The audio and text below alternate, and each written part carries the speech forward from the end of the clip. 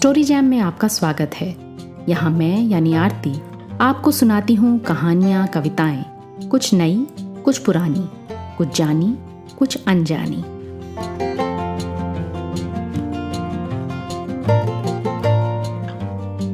चौबीस अक्टूबर को मेरे सबसे पसंदीदा लेखकों में से एक इस्मत चुगताई की पुण्यतिथि है। इस्मत की निडर कलम वो कह गई जो उनके ज़माने में तो क्या, आज के दौर में भी कहने से लेखक झिझकते हैं। प्रोग्रेसिव राइटिंग और ख़ासकर फेमिनिस्ट राइटिंग की एक बुलंद गूंजती आवाज़, जिसे कई बार दबाया गया। कभी उनकी किताबें बैन हुईं, कभी उन पर मुकदमे चले। मुझे उनके लेखन में जो बात सबसे दिलचस्प लगती है वो ये कि कैसे उनकी कहानियों में वो मर्दों की दुनिया, मर्दों के बनाए नियमों, मर्दों की ही भाषा को इस्तेमाल करते हुए, उसे अप्रोप्रिएट करते हुए एक औरत की कहानी लिख डालती हैं, जिसमें समाज का सारा दोगलापन, सारी रूढ़िवादिता उघड़ के सामने आ जाती है। आज इस्मत आपा को वैसे ही याद करते हैं जैसे वो शायद पसंद करेंगी, उनकी एक हास्य और संवेदनशीलता से भरी तीखी सी कहानी के साथ, घरवाली।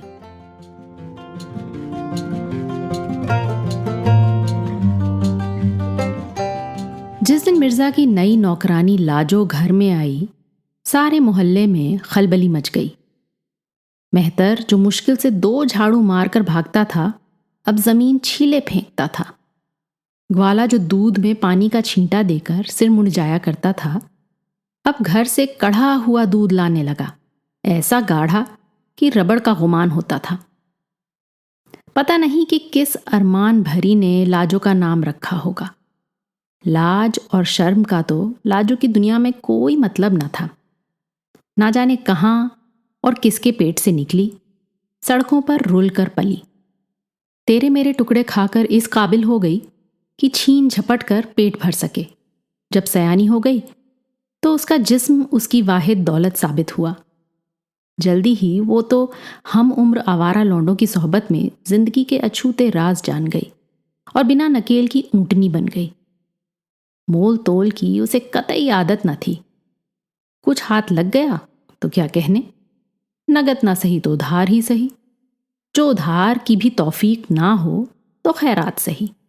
क्यों री, तुझे शर्म नहीं आती? लोग उससे पूछते।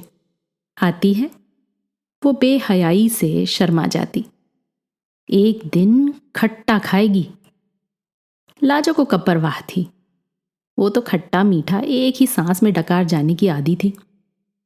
सूरत बला की मासूम पाई थी, आंखें बिना काजल के कलौंच भरी, छोटे छोटे दांत, मीठा रंग।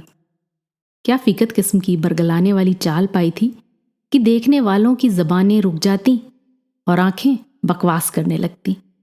मिर्जा कुंवारे थे, हाथ से रोटियां थोपते थोपते अत्तू हो गए थे। बस छोटी सी बिसात खाने की एक दुकान थी जिसे वो जनरल स्टोर कहते थे। घर जाकर शादी कराने की फुर्सत नहीं मिलती थी। कभी व्यापार ऐसा मंदा होता कि दिवाला निकलने की नौबत आ जाती। कभी ऐसी टूट कर बिक्री होती कि सिर उठाने की मोहलत ना मिलती। सिर पर सेहरा बंधवाने की तो बात ही कहाँ। बख्शी को लाजो एक बस स्टॉप पर मिली थी। बीवी पूरे दिनों से थी, नौकरानी की जरूरत थी। जब बच्चा हो गया तो उसे मार कर निकाल दिया। लाजो तो पिटने और निकलने की आदी थी, मगर बख्शी को कुछ उसकी लत सी पड़ गई थी। अब उसे समंदर पार मार्के की नौकरी मिल गई थी, इसलिए उसने सोचा कि लाओ भाई, उसे मिर्जा के यहाँ डालाएं। गंजरियों में मिट्टी पलीद कराते हैं, जरा ये मुफ्त का माल भी चक्कर देखें। लाहौल विला कुव्वत, मैं नीच औरतों को घर में डालने के कायल नहीं। मिर्जा बिदक गए। अरे मिर्जा हटाइए भी, सारा कामकाज करेगी, बख्शी ने समझाया। अरे नहीं भाई, ये लानत कहाँ मेरे सिर मढ़े जाते हो, अपने साथ क्यों नहीं ले जाते? मेरा अकेले का टिकट आया है, सारे कुनबे का नहीं। इतने में लाजो बावर्ची खाने पर धावा बोल चुकी थी। लहंगे को लंगोट की तरह कसे हुए लंबा बांस जिसके सिर पर झाड़ू बंधी थी लिए सारे घर में घुमाती फिर रही थी। बख्शी ने जब उसे मिर्जा के फैसले की खबर दी तो उसने बिल्कुल नोटिस नहीं लिया। उसने पतीलियां मचान पर जमाने को कहा और खुद नल पर पानी लेने चली गई। अगर तू कहे तो वापस घर पहुंचा दूं। चल दूर हो, तू मेरा खसम है जो मैके छोड़ आएगा। जा अपना रास्ता ले, हम यहां से निपट लेंगे। पक्षी ने मोटी मोटी गालियां दी कि हरामजादी अकड़ती काहे पे है। लाजो ने उससे भी तगड़ी गालियां दी कि बख्शी जैसे लफंगे को भी पसीने छूट गए। बख्शी के जाने के बाद मिर्जा की ऐसी सिट्टी गुम हुई कि वो एकदम भाग लिए मस्जिद में और बैठे सोचते रहे कि बेकार का खर्चा बढ़ेगा, चोरी अलग करेगी, क्या बला सिर पर आ पड़ी। मगरिब की नमाज के बाद घर लौटे तो दम भर कर रह गए, जैसे बी अम्मा मरहूम वापस तशरीफ ले आई हों। घर चंदन हो रहा था। पानी पीने का कोरा मटका जिस पर मंजा हुआ कटोरा झिलमिला रहा था, लालटेन साफ जगमगाती। मियाँ खाना उतार दूं? लाजो ने घाट घाट का पानी पिया था। खाना तैयार है, गर्म गर्म रोटी डाल देती हूं, अभी आप बैठिए। बिना जवाब सुने वो रसोई घर में चली गई। आलू पालक की तरकारी, धुली मूंग की दाल, जीरा और प्याज से बघारी हुई, बस अम्मा जी के हाथ की खाई थी। गले में निवाला अटकने लगा। पैसे कहाँ से लाई? उन्होंने पूछा। बनिए से सामान उधार ले आई। मैं तुम्हारी वापसी का किराया दे दूंगा। वापसी? हाँ, मेरी हैसियत नहीं। ये कौन मांगे है तनख्वाह? मगर ज्यादा मिर्च तो नहीं? लाजो ने फुलका रकाबी में डालते हुए पूछा। गोया बात खत्म। जी चाहा कि कह दें नेक बखत सिर से पैर तक मिर्चें ही मिर्चें लगी हुई हैं। मगर लाजो छपा छप ताजा फुलके लाने में लगी हुई थी, जैसे रसोई में कोई बैठा पका पका कर दे रहा हो। खैर, सुबह देखा जाएगा, मिर्जा सोचकर अपने कमरे में चले गए। उम्र में पहली बार एक औरत घर में सो रही थी। न जाने कैसा लग रहा था। थके हुए थे, सो गए।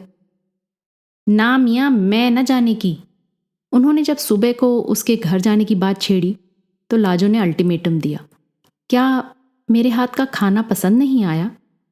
ये बात नहीं है, वो तो सब ठीक है, मगर तो फिर कौन सजा हुई? लाजो ने कहा। पहली ही नजर में लाजो दिल दे बैठी थी। मिर्जा को नहीं, घर को। बगैर मालकिन का घर अपना ही हुआ ना। घर मर्द का थोड़ी होता है, वो तो मेहमान होता है। बख्शी मुआ तो कीड़ों भरा कबाब था। अलग कोठा करके रखा था, और कोठा भी कमबख्त नंदी कुमार की भैंस का। भैंस तो कभी की खुदा को प्यारी हो चुकी थी, मगर ऐसी बू छोड़ गई थी कि लाजो की रग रग में रच गई थी। ऊपर से नखरे करता था सो अलग। यहां घर की रानी तो वही थी। मिर्जा निरे भोंदू थे, ये लाजो ने देखते ही ताड़ लिया था। वाकई मेहमानों की तरह आते, चुपचाप जो आगे रख देती खा लेते। वो पैसे दे जाते और 2-4 बार हिसाब पूछा, फिर इत्मीनान हो गया कि लूटती नहीं। वो सुबह को जाते और शाम को आते। लाजो दिन भर घर में संवरती, आंगन में नहाती। कभी जी चाहता तो पड़ोस के रामू की दादी के पास जाकर बैठती। रामू मिर्जा के स्टोर में काम करता था। लाजो पर फौरन नर्म हो गया। 13-14 बरस का होगा। मुंह पर ढेरों मुहासे, बुरी सोहबत में मिट्टी हो गया था। उसी ने बताया कि मिर्जा अक्सर कंजरी के यहां जाते हैं। लाजो को बहुत बुरा लगा। बेकार का खर्चा, डाकिने होती हैं कंजरियां। आखिर वो खुद किस मर्ज की दवा है, उसने सोचा। आज तक जहां रही सभी खिदमत खुश असलूबी से संभाली। लाजो को आए हफ्ता गुजर गया था, लेकिन ऐसी बेकदरी उसकी कहीं नहीं हुई।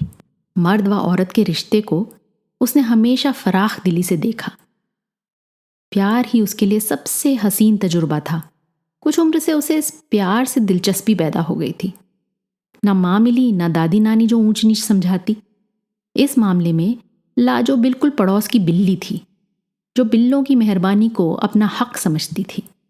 इधर उधर से बहुत पैगामात उसे मिल रहे थे, मगर वो मिर्जा की नौकरानी थी, नहीं गई। उनको टाल दिया कि लोग हंसेंगे मिर्जा पर। मिर्जा ऊपर से बर्फ का तूदा बने बैठे थे, मगर अंदर बेचारों के ज्वालामुखी दहक रहा था। जानबूझकर वो घर से कटे कटे से रहते। अजीब दिल का आलम था। कुछ मोहल्ले के मंचलों की भी उनकी दहशत में हाथ था। जिधर देखा लाजो के चर्चे। आज उसने दूध वाले का मुंह खसोटा, कल पनवाड़ी के थोबड़े पर गोबर उठाकर दे मारा। जिधर भी जाती लोग हथेली पर दिल लेकर दौड़े पड़ते थे।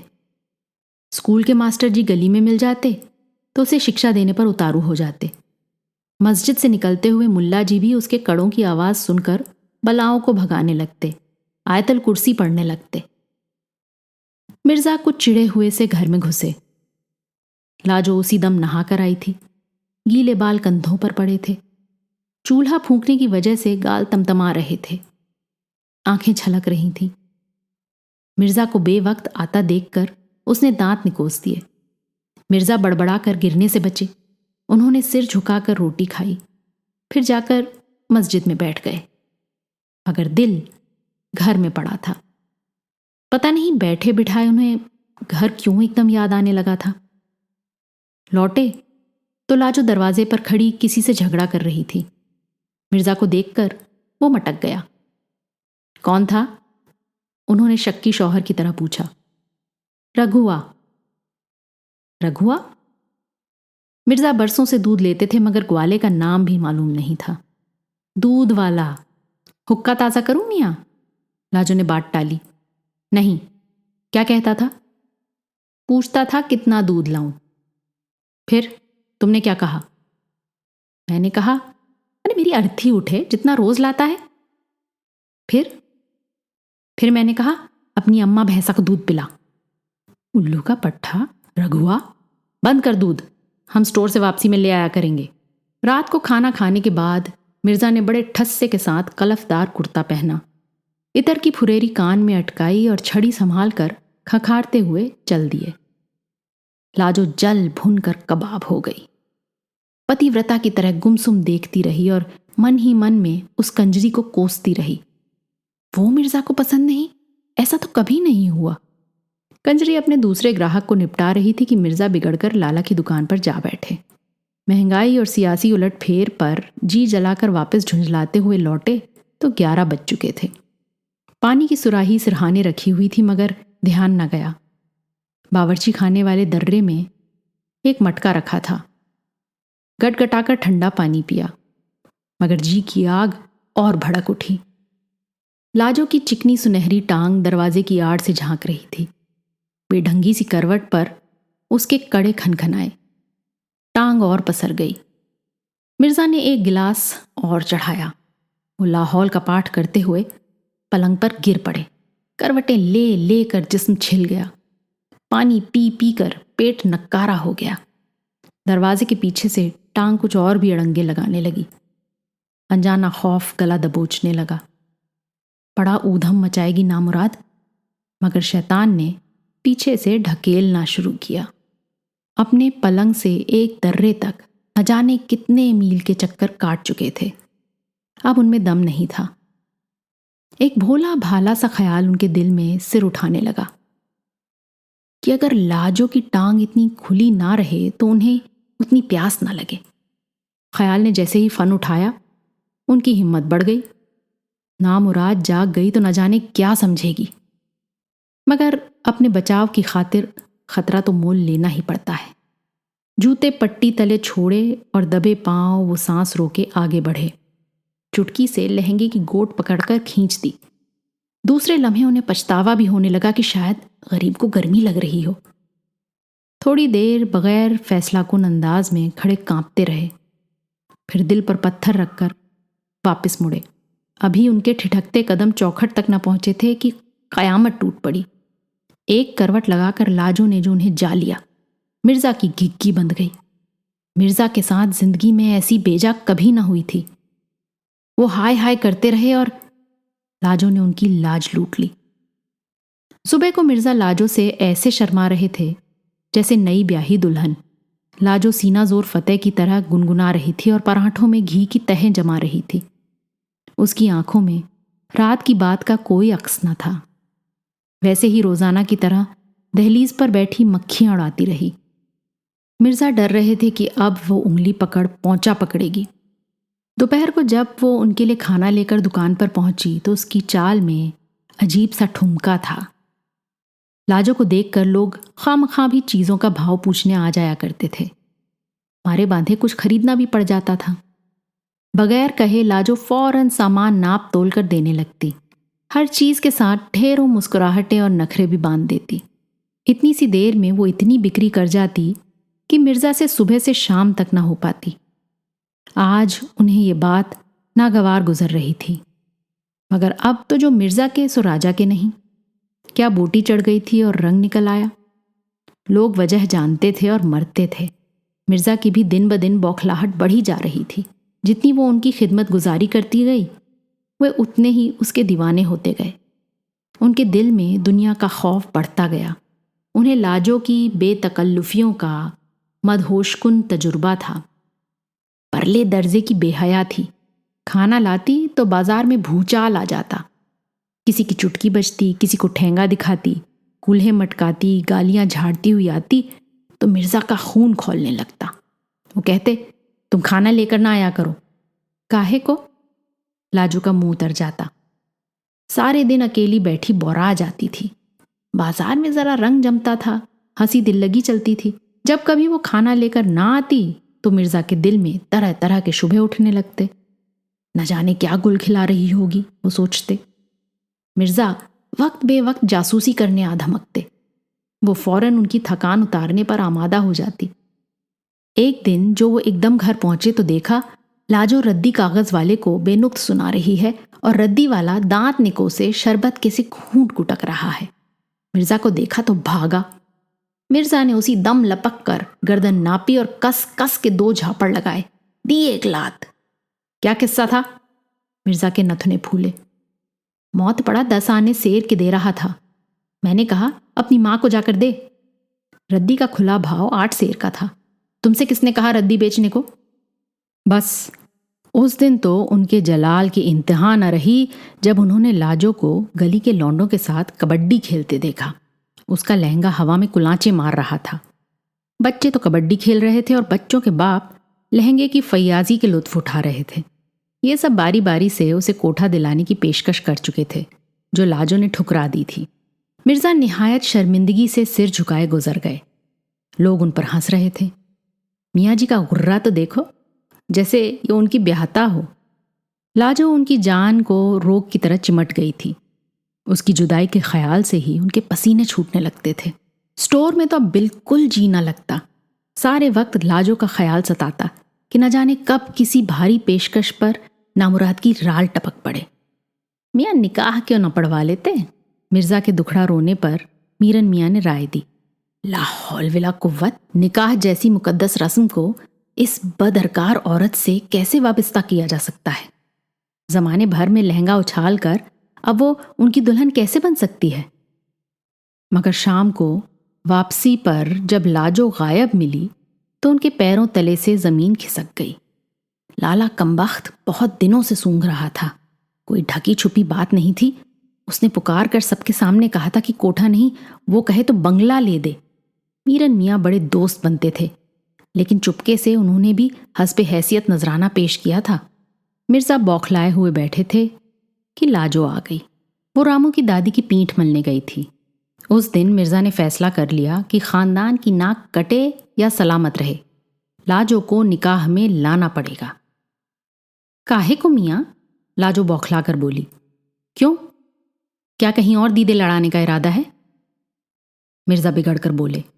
थू थू, काहे को लड़ाऊं दीदे? वो राव जी बंगला देने को कहता था। मैं थूकूं भी ना उसके बंगले पर, जूती मार दी मैंने तो उसके थोबड़े पर। तो फिर? मगर लाजो ये ना समझ सकी कि ब्याह करने की क्या जरूरत है। वो तो जन्म से उनकी है और उनकी ही रहेगी। फिर ऐसी कौन सी खता हुई जो मियाँ को निकाह की जरूरत महसूस हुई?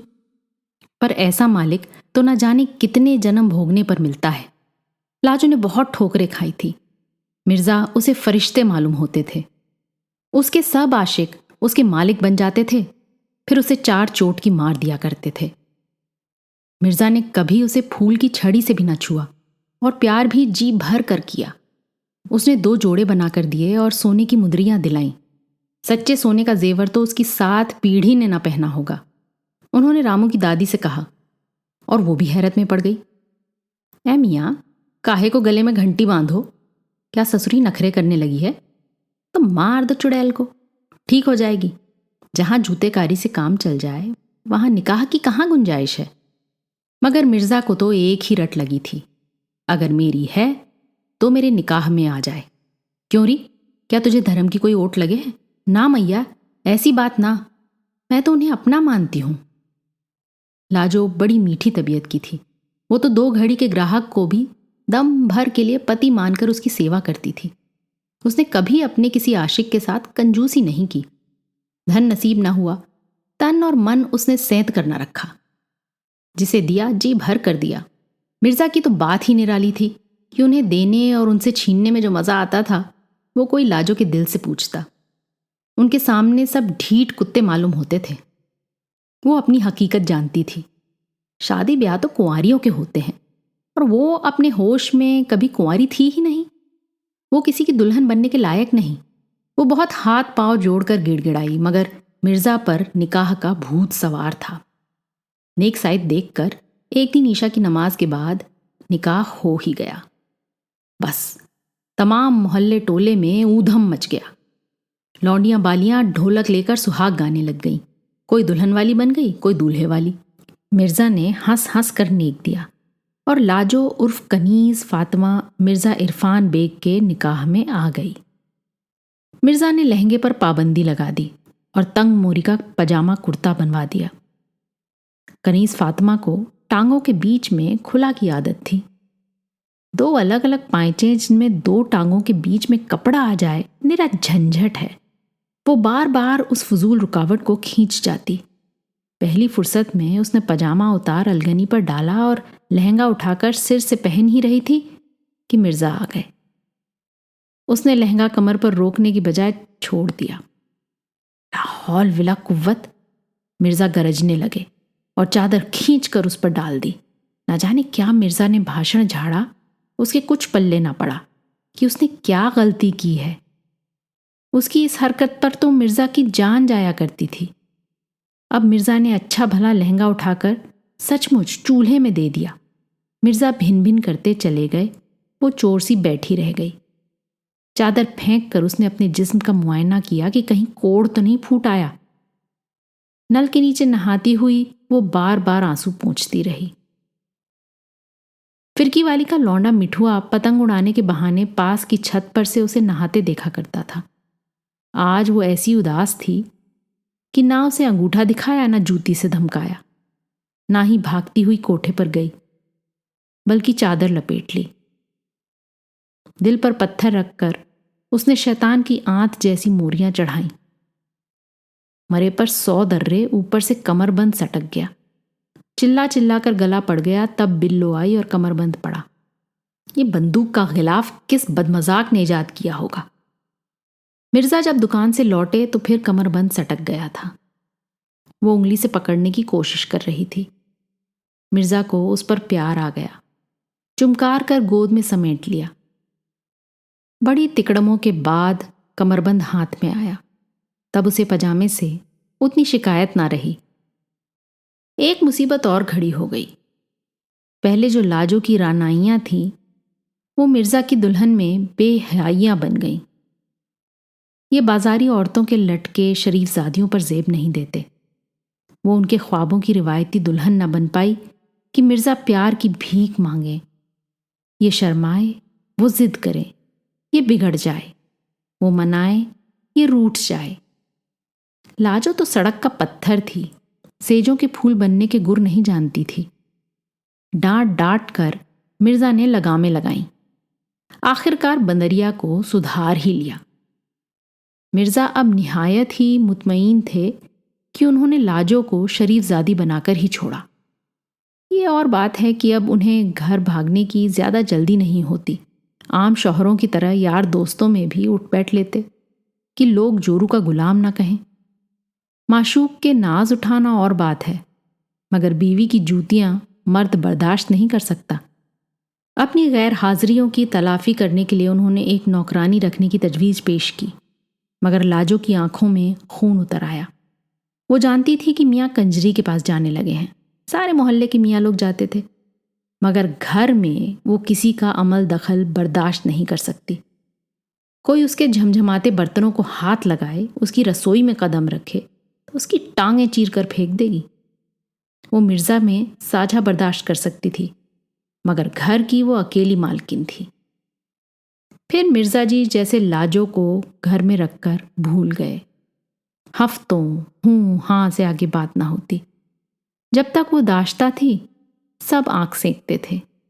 जब किसी शरीफ के घर बैठ गई तो मोहल्ले टोले के उसूलों के तहत माँ, बहन और बेटी हो गई।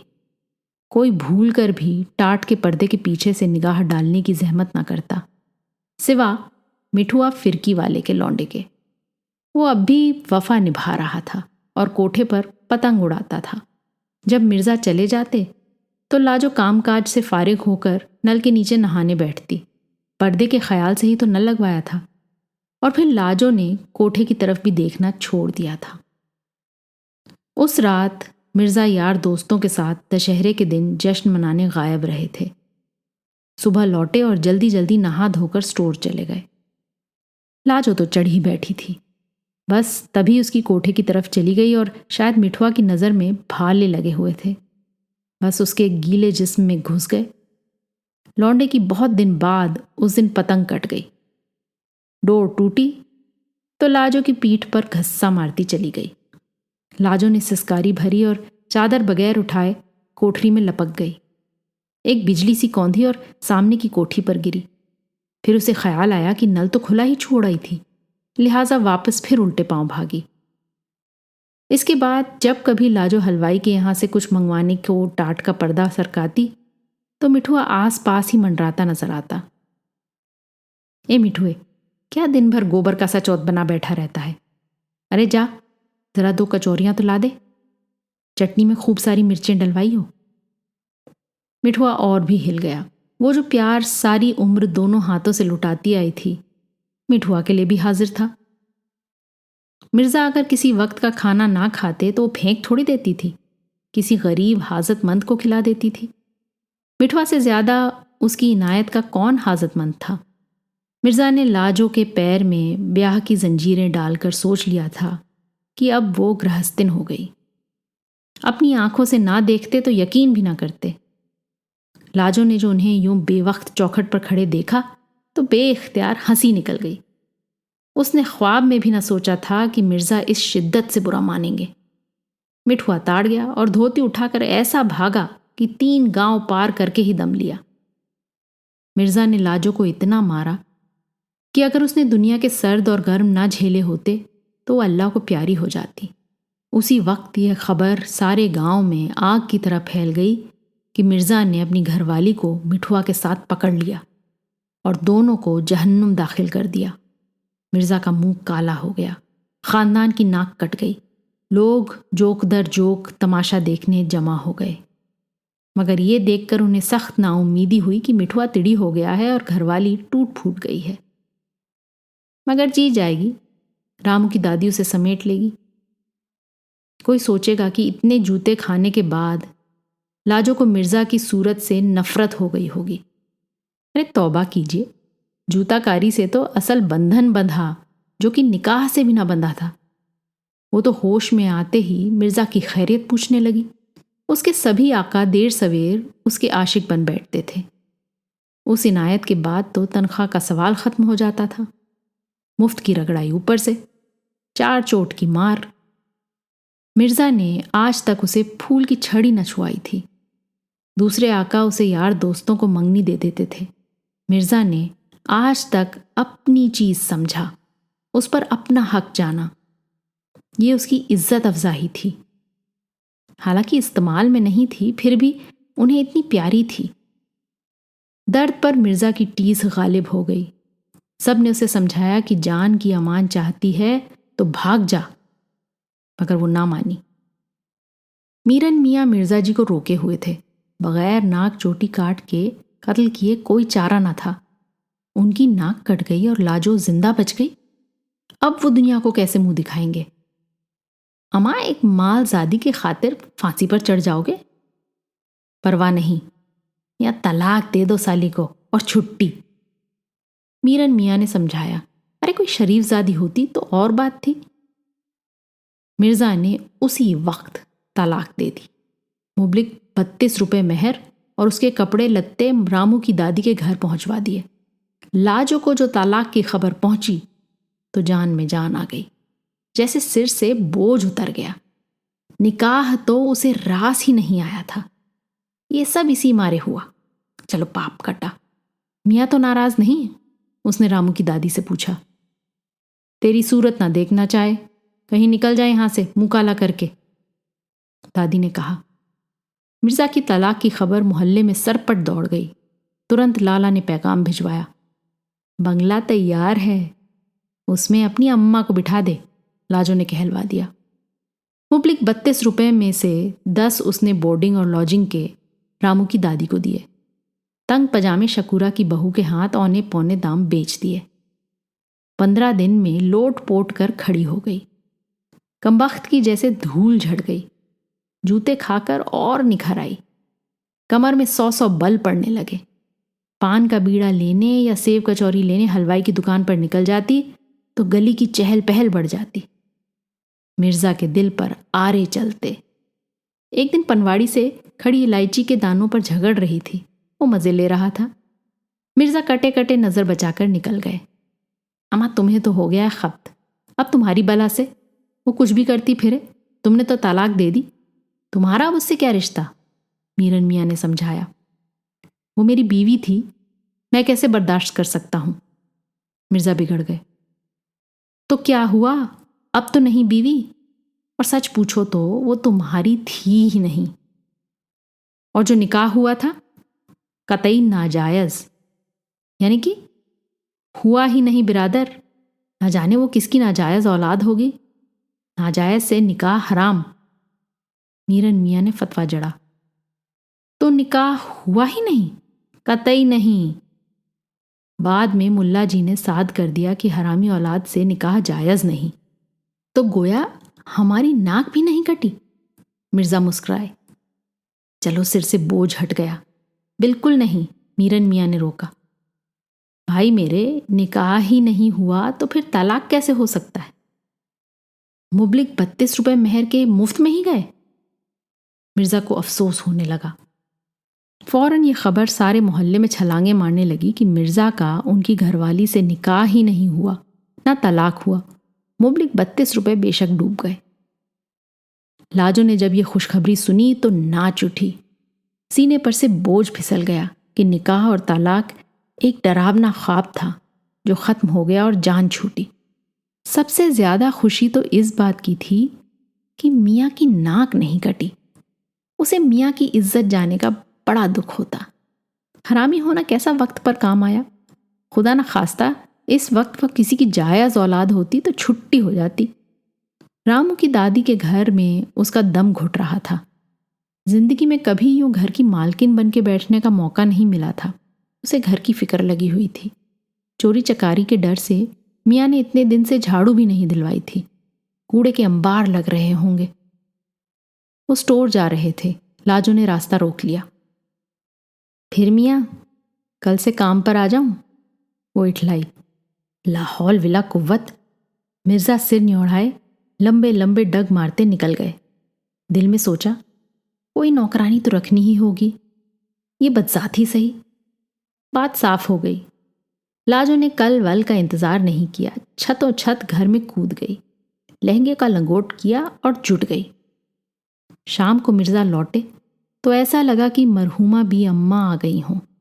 घर साफ, चंदन व लोबान की भीनी भीनी खुशबू, कोरे मटके पर झिलमिलाता मंजा हुआ कटोरा। जी भर आया। चुपचाप भुना हुआ सालन और रोटी खाते रहे। लाजो अपनी हैसियत के मुताबिक दहलीज पर बैठी पंखा करती रही।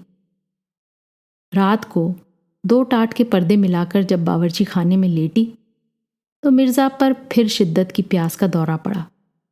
जी मारे लेटे उसके कड़ों की झनकार सुनते रहे, करवटें बदलते रहे। जी कह रहा था कि बड़ी बेकदरी की थी उन्होंने उसकी। लाहौल विला कुव्वत। यकायक वो भन्नाए हुए उठे और टाट पर से घरवाली को समेट लिया।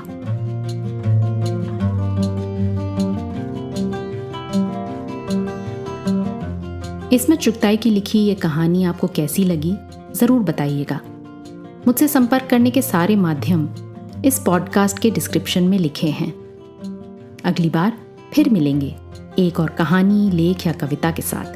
तब तक अलविदा।